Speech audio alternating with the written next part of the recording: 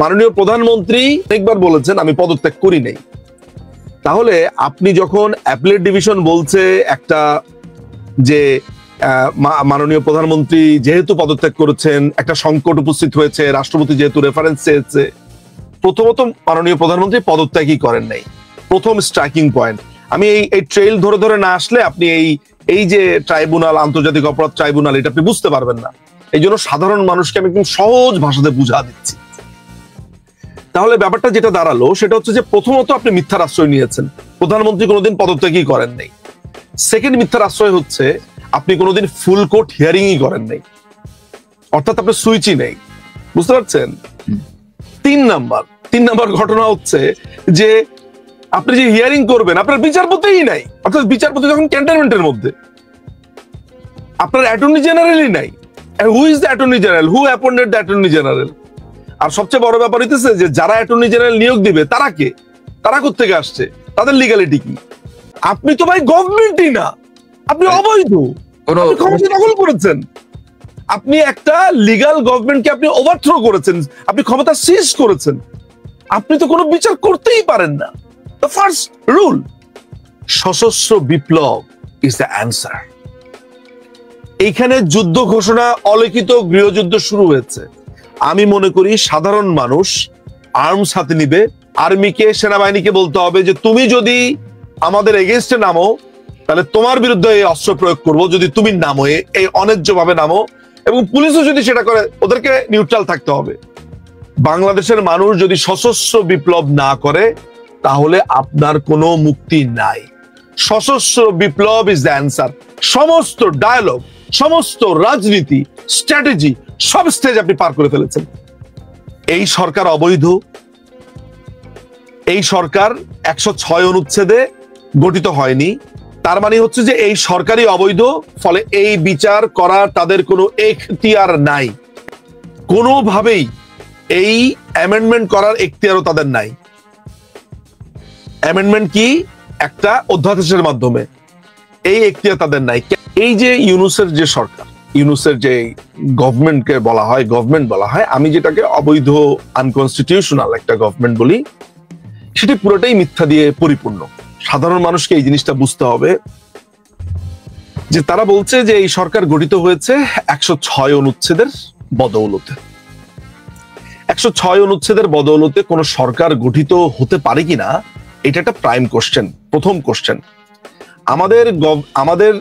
আমাদের দেশে যদি এমন কোনো ঘটনা ঘটে, এমন কোন ইস্যুস তৈরি হয় যেটির সমাধান সংবিধানে নাই, হতে পারে না।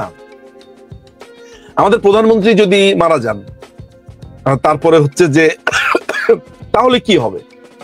আমাদের সংবিধানে কিন্তু এটা নিয়ে স্পষ্ট কোনো কথাবার্তা নাই। হ্যাঁ, তো সেটার একটা বিধান থাকা দরকার না?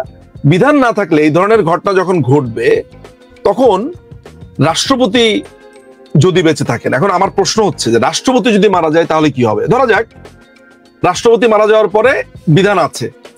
এখন একজন রাষ্ট্রপতি মারা যাওয়ার পরে আরেকজন রাষ্ট্রপতি আসার বিধান আছে। ওই রাষ্ট্রপতি যদি মারা যায়, আবার ওই রাষ্ট্রপতির সাথে যদি আরেক পরের রাষ্ট্রপতি মারা যায়, অর্থাৎ পরপর 3টা রাষ্ট্রপতি ধরেন দৈবক্রমে বা অদ্ভুত ভাবে মারা গেল, তারপরে কি হবে? এগুলো তো সংবিধানে নাই। তার মানে হচ্ছে যে অনেক ঘটনা আছে আপনার জীবনে, বাংলাদেশে, যেগুলোর কোনো সমাধান নাই।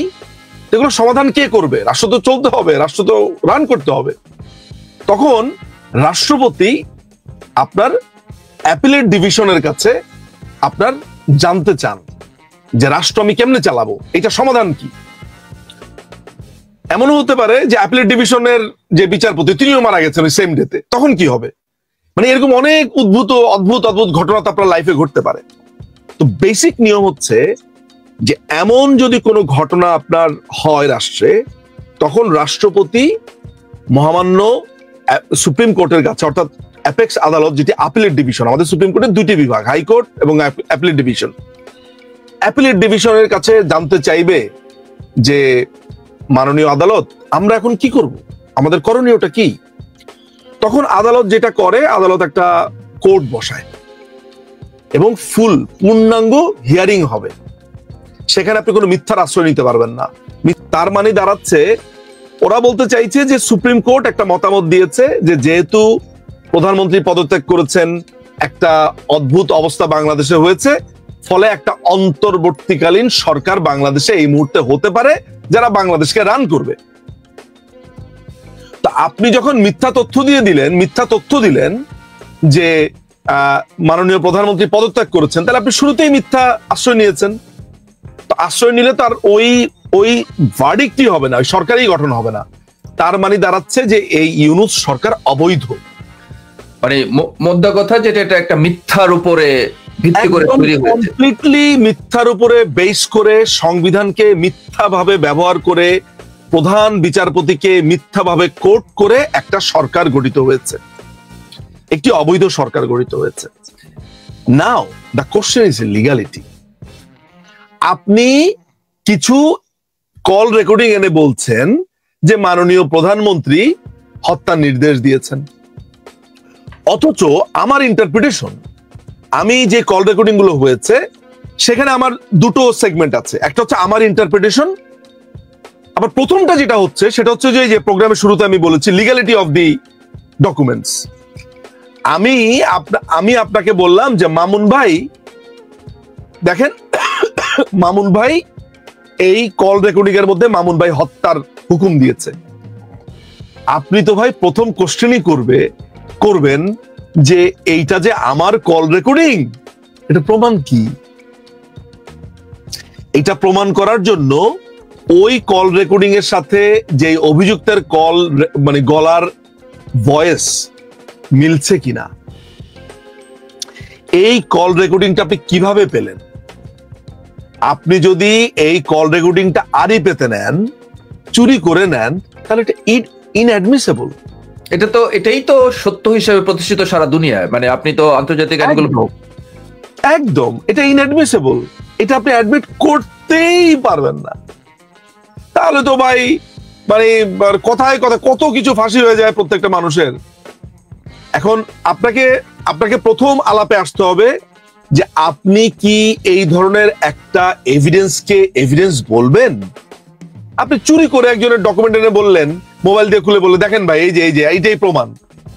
এটা প্রমাণ কি? এই ছবিটাকে এই ভিডিও কি এআই দিয়ে তৈরি? এটা আপনি পাইলেন কেমনে?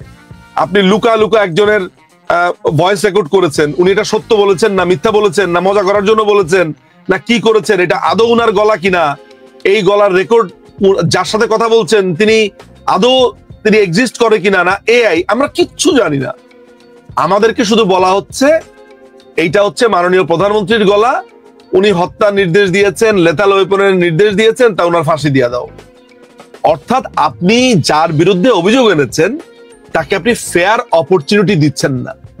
এইটাকেই আন্তর্জাতিক এরিনাতে বলা হয় ইকুয়ালিটি অফ আর্মস। অর্থাৎ আপনার দুটি বাহু, এই দুটি বাহুকেই আপনার ইকুয়াল রাখতে হবে। একদিকে হচ্ছে প্রসিকিউশন, একদিকে হচ্ছে ডিফেন্স। আপনি দুজনকে সমান সুযোগ দিবেন, শেয়ানে লড়াই করবেন। জাজ বসে থাকবে, তারা দেখবে। আমি আসবো, জাজের কথাতেও আমি আসবো। তাহলে ব্যাপারটা কি দাঁড়ালো? আপনি যার বিরুদ্ধে অভিযোগ আনা হয়েছে তাকে আপনি কোনো কিছু বলতে দিচ্ছেন না, তার আপনি কোনো নিরাপত্তা দিচ্ছেন না। তার বিরুদ্ধে আপনি এভিডেন্স এনেছেন, সেই এভিডেন্স তার বিরুদ্ধে আসলেই এভিডেন্স কিনা সেটা প্রমাণ করবার কোনো প্রয়োজনীয়তা আপনি অনুভবই করছেন না। তাহলে এটি তো বিচার হতে পারে না।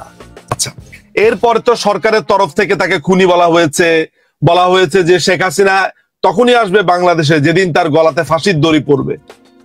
তার মানে হচ্ছে যে আপনি বিচার ব্যবস্থাকে টেম্পারিং করেছেন। টেম্পারিং মানে বোঝেন তো নাকি? যে আমরা ওই যে ক্রিকেট টেম্পারিং, অর্থাৎ আপনি একটা বলকে আপনি টেম্পার করছেন, বসে বসে করছেন যাতে একটু ভালোভাবে স্পিন করতে পারেন। তাহলে আপনি বিচার ব্যবস্থাকে, আপনি যার বিরুদ্ধে অভিযোগ আনা হয়েছে তাকে আপনি কোনো সুযোগ দিচ্ছেন না ডিফেন্ড করবার জন্য। তাহলে আপনি কি বিচার ব্যবস্থা করছেন? তাহলে আপনি বিচার করছেন কেন? মানে লোকজনের ট্যাক্সের টাকা দিয়ে আপনি বিচার ব্যবস্থা চালাচ্ছেন কেন? ঠিক আছে, আচ্ছা, এরপরে আমি আসব যারা বিচার করবে তাদের অবস্থা, বিচারকদের নিয়ে একটু বিচারকদের অবস্থা। এই যে আমি প্রথমে এই পর্যন্ত আসার আগে একটু সামারি আপনাকে করা উচিত, নাকি আমি এই বিচারকদের কথা বলে সামারি টানি? বিচারকদের শেষ করে নেই। তারপরে এই বিচারকদের একটা বিচারকও আপনার আন্তর্জাতিক অপরাধ ট্রাইব্যুনালের কোনোদিন কোনো মামলা দূরের কথা, হাইকোর্টের কোনো মামলা লড়াই করেনি। হ্যাঁ, ট্রাইব্যুনাল 2 বিচারপতি নজরুল ইসলাম খান আজকে থেকে বছর 7 আগে আমি ভুল না করে থাকলে এই নজরুল ইসলাম হঠাৎ করে এসে বলল সে মীর কাসেমের লয়ার হতে চায়, ডিফেন্সের লয়ার হতে চায়। এই লোকটাকে এখন আপনি বানিয়ে দিলেন কি? বানিয়ে দিলেন হচ্ছে আপনার ট্রাইব্যুনালের একজন বিচারক। আপনার একজন বিচারপতির বয়স মানে অবসরের বয়সসীমা হইতে হবে আপনার 67 বছর বয়স। এই যে ট্রাইব্যুনালের যে বিচারপতি নজরুল, এই বিচারপতি নজরুল হাইকোর্টের লয়ার ছিল ট্রাইব্যুনাল 2। সেই নজরুল ইসলাম সে অবসর নিয়েছে, অবসর নেওয়ার পরে তাকে এনে আপনি বিচারপতি বানিয়ে দিয়েছেন। তো এইরকম একটি ট্রাইব্যুনাল যেখানে আপনার অনলি রিসর্ট হচ্ছে অ্যাপেলেট ডিভিশন, সেইখানে আপনি তো ভাই মস্করা করতে পারেন না একজন মানুষের জীবন নিয়ে। আমরা যেহেতু এই ট্রাইব্যুনাল মানি না, এটারে 3টা লাথি মেরে উড়া দিব একদিন, এদের প্রত্যেকটাই ঝুলবে, তো আমাদের কথা আলাদা। কিন্তু আপনি নর্মাল ভাবে একটু চিন্তা করেন না যে এই ট্রাইব্যুনালে কি আদৌ আপনি বিচার চালাতে পারবেন? পারেন? মজার ব্যাপার হচ্ছে এই তাজুল বছরের পর বছর, বছরের পর বছর এই ট্রাইব্যুনালের আইন নিয়ে বিষাদগার করেছে। এই ট্রাইব্যুনাল ও আমাকে মানে পার্সোনালি আমাকে তাজুল একটা টক শোতে আমার সাথে তার হয়েছে, সেখানে সে বলেছে যে কোনটা মানবতা বিরোধী অপরাধ এটা ডেফিনেশন দেওয়া নাই। আপনারা কোর্ট এবং আনকোর্ট আপনারা ওই টক শোটা খুঁজে পাবেন, এটিএন বাংলা ইউকেতে হয়েছিল। সেখানে সে পরিষ্কার করে বলেছিল এই ট্রাইব্যুনালে মানবতা বিরোধী অপরাধ কোনটা সেটা সংজ্ঞা দেওয়া নাই। তাহলে এখন কিভাবে আপনি ওই মানবতা বিরোধী চার্জ আনলেন সংজ্ঞা ছাড়া? এটাকে বলে হচ্ছে নিজের থুতু নিজে চেটে খাওয়া। ও নিজের থুতু নিজে চেটে খেয়েছে। ও যেটা করেছে সেটা হচ্ছে যে ও তো বলেই দিয়েছে এটা ভেঞ্জেন্সের বিচার। আপনি পুলিশ প্রবিধান মানবেন না, পুলিশকে মেরে ফেলেছে আপনি সেটা মানবেন না। আপনাকে তাদেরই উপদেষ্টা বলছে 7.62 বুলেট দেওয়া হয়েছে। আপনি সোজা কথা হচ্ছে যে যার বিরুদ্ধে অভিযোগ তিনি তার অভিযোগের কথা জানেন না, তিনি তার ব্যাপারে ফাইট দিতে পারবেন না, তাকে শুরুতেই অপরাধী হিসেবে ধরে নেওয়া হবে, তার পক্ষে কোনো সাক্ষী আসতে পারবে না, তার পক্ষে কোনো লয়ার আসতে পারবে না, তিনি আপনার সাক্ষীকে পাল্টা জেরা করতে পারবে না। অর্থাৎ আমি ক্রস এক্সামই করতে পারি নাই, আমি শুধু ওর স্টেটমেন্ট শুনেছি, ওইটার উপর আমার বিচার হয়ে গেছে। এই আইনটা কেন হয়েছে, কি কারণে এটা করা হয়েছে, what was the objective of this law? এটা হচ্ছে মুক্তিযুদ্ধকালীন যে অপরাধগুলো হয়েছে সেগুলোর বিচারের জন্য। এটাতে তো আপনার মাননীয় প্রধানমন্ত্রীকে আপনি অ্যাকিউজ করতেই পারেন না। ওই যে আমি শুরুতেই এটা আমার বলা উচিত ছিল, আমি শেষে এসে বলেছি। তাহলে ক্রিমিনাল ল আর ইন্টারন্যাশনাল ক্রিমিনাল লটা আপনি বুঝতে পেরেছেন? এমন কিছু কিছু অপরাধ আছে যেটিকে ধরে নেওয়া হয় সমগ্র মানব জাতির বিরুদ্ধে অপরাধ, নট অনলি দ্যাট কান্ট্রি। অর্থাৎ আপনি এমন কিছু অপরাধ করলেন আপনার কাছে মনে হতে পারে যে এই অপরাধটা আপনি করেছেন ইন্ডিয়াতে, ইন্ডিয়া থেকে আপনি পালিয়ে আমেরিকায় গেলেন, কিন্তু ওই অপরাধের ধরনটা এমন ছিল যেটি ইন্ডিয়ার জনগণের বিরুদ্ধে অপরাধ করেন নাই, আপনি সারা বিশ্বের মানবতার বিরুদ্ধে অপরাধ করেছেন, মানুষের বিরুদ্ধে অপরাধ করেছেন, ক্লিয়ার, কনসায়েন্সের বিরুদ্ধে অপরাধ করেছেন। এই যে ইউনিভার্সাল জুরিসডিকশন, এই ইউনিভার্সাল জুরিসডিকশনটাই আলাদা করে দেয় নর্মাল ক্রিমিনাল ল আর ইন্টারন্যাশনাল ক্রিমিনাল লর মধ্যে। এখন গোলাম মর্তুজা মজুমদার এই লোক আপনার দায়রা জজ ছিল, ঠিক মতো ইংরেজি পড়তে পারে না, ও ইন্টারন্যাশনাল ক্রিমিনাল ল বোঝে।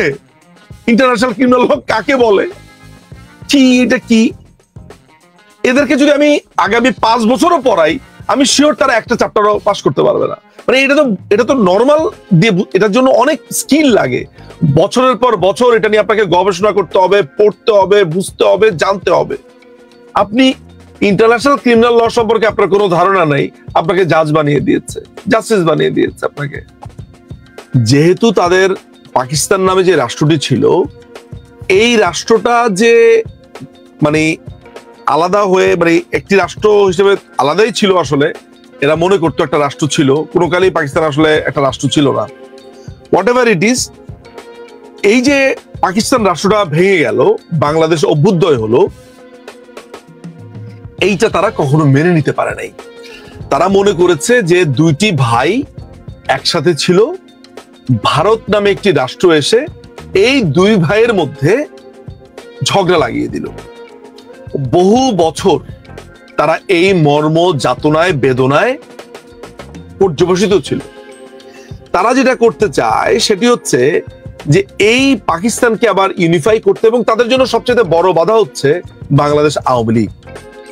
বাংলাদেশ আওয়ামী লীগের যে মাথা, বাংলাদেশ আওয়ামী লীগের যে প্রাণ ভোমরা মাননীয় প্রধানমন্ত্রী শেখ হাসিনা, এখন এই মুহূর্তে প্রাণ ভোমরা, এই প্রাণ ভোমরাকে তারা একেবারে ভেঙে দিতে চায়। অর্থাৎ তারা বাংলাদেশ আওয়ামী লীগের প্রথমে টপ লেভেলটাকে ভেঙে দিবে, এরপরে বাংলাদেশ আওয়ামী লীগকে আপনার ছিন্ন বিচ্ছিন্ন করে দিবে। তারা মনে করে যে এরকম একটা লম্বা সময় যদি দলটাকে এইভাবে ভেঙে দেওয়া যায়, ভেঙে দিলে এই দলটার অস্তিত্ব থাকবে না।